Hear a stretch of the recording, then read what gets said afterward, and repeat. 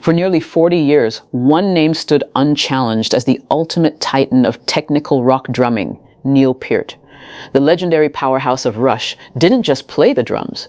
He re-engineered them, constructing massive 360-degree acoustic fortresses and executing complex, mathematically precise time signatures that defined progressive rock. For generations of music fans, his style was considered the absolute peak of human capability behind the kit, an unmatched legacy that many believed could never be evolved, only imitated. But music history doesn't stand still, and right now, the entire drumming community is witnessing a massive historic shift. A new force has emerged to redefine the absolute limits of rhythm, triggering intense debates across the rock world. Her name is Anika Nilles. Anika Nilles isn't just an incredible player. She is a modern technical virtuoso whose terrifyingly complex approach to quintuplets, septuplets, and subdivisions has completely shaken up the percussion landscape.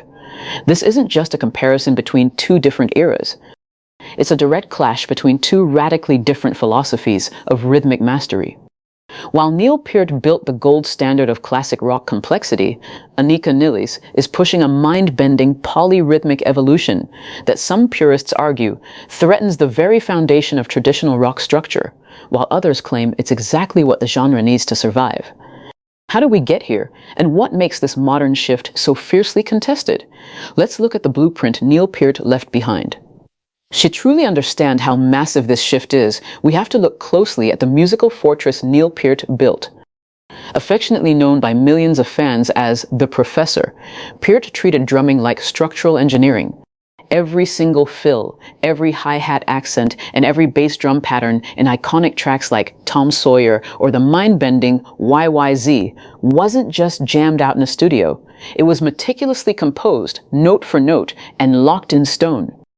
Once Peart finalized a drum part, he performed it with absolute, unwavering consistency night after night on tour. His genius lay in his ability to blend heavy-hitting classic rock power with the precision of a classical musician, all while orchestrating a massive kit that featured everything from cowbells and tempo blocks to electronic trigger pads. He popularized odd time signatures, moving smoothly between 7/8, 5/4, and 3/4 at times, making complex math feel incredibly natural to mainstream rock audiences. For decades, this structured composition-first approach was universally accepted as the gold standard of technical drumming. But as the digital age arrived, a quiet revolution was brewing in the underground drum community, one that would challenge the idea that rhythm must always follow a predictable blueprint. Enter a new era of polyrhythmic madness. While Neil Peart masterfully rearranged the math of time signatures, he still fundamentally kept his rhythms locked to a solid, predictable grid. You could always feel where the downbeat was, even when he was jumping between complex meters, but Anika Nilles completely fractures that grid. Her style has triggered intense online controversy, precisely because it challenges the traditional rock listener's sense of balance. Instead of relying on standard 8th or 16th notes, Neil specializes in advanced rhythmic subdivisions, specifically quintuplets, fitting 5 equal notes into a single beat, and septuplets, which crowd 7 notes into a beat. She doesn't just use these complex groupings as flashy short fills. She builds entire deep grooves around them. By combining these subdivisions with intense polyrhythms, she pulls the listener's ear away from the underlying pulse, making the tempo feel like it's stretching and compressing in midair. For classic rock purists raised on Peart's rock-solid foundation, this fluid approach can feel disorienting, even chaotic. It raises a heated question in the community. Is this brilliant musical evolution, or is it technical over-engineering that strips away the heart of the groove? To find the answer, we have to look at how their physical techniques compare under the microscope.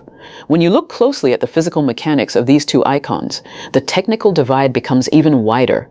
Neil Peart's legendary power was rooted in his matched grip, in his famous transition later in life to traditional grip, studying under jazz master Freddie Gruber to reinvent his fluidity. Peart played from the shoulders and wrists, delivering massive, open-handed strokes that could carry through giant sports arenas. His movement was linear and explosive, designed to conquer a massive kit by sheer physical will and flawless muscle memory. Anika Nilles, on the other hand, operates like a precision surgeon using a completely different set of physical tools. Her magic relies on hyper-optimized finger control and an incredible technique called implied metric modulation. This is where she shifts the perceived speed of the song without actually changing the tempo of the band. To the untrained ear, it sounds like she is suddenly accelerating or decelerating wildly, completely independent of the rest of the music. While Peart used his physical power to ground the band and drive them forward, Nilles uses hyper-focused stick control to float completely on top of the rhythm. It's a level of independence that feels almost supernatural, and it is driving a wedge between generations of drum enthusiasts. But this isn't just about hand technique, it's about a fundamental clash of philosophies. This technical shift ultimately exposes a deep philosophical divide in the rock world today. Composition versus improvisational fluidity. For Neil Peart, the drum kit was a storytelling device.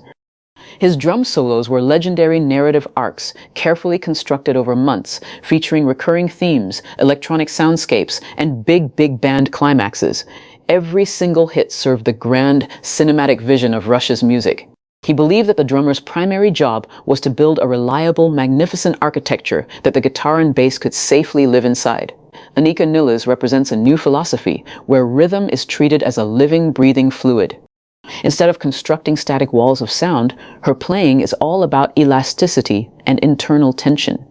She deliberately manipulates the space between the notes, using ghost notes, ultra-quiet, subtle snare hits, and displaced accents to keep the listener in a constant state of suspense. Where Peart gave you answers, Nilles asks questions. She challenges the listener to find the one, forcing you to engage with the music on an entirely different intellectual level. This very contrast is why the community is so deeply divided. One style offers comfort in its monumental perfection, while the other offers the thrilling danger of unpredictable movement. And it all leads to one final, inevitable realization about the future of rock music. Ultimately, comparing Anika Nilles and Neil Peart isn't about deciding who is the better drummer. That is an impossible question. Instead, it's about recognizing a massive evolutionary leap in the art of percussion. Neil Peart conquered the grid. He took the traditional rock time signature, pushed it to its absolute structural limits, and left behind a flawless blueprint that will be studied for centuries. He proved that the drums could be just as intricate, melodic, and composed as any frontline instrument. But what Anika Nilles is doing proves that the story of rhythm is far from over. By shattering that very grid and introducing a level of polyrhythmic elasticity that once seemed impossible outside of avant-garde jazz, she is showing a new generation of musicians how to find freedom within the math.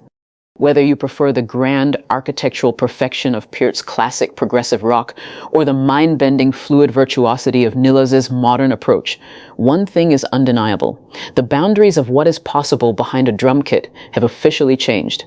The throne of technical drumming hasn't been abandoned. It's being redesigned for a brand new era.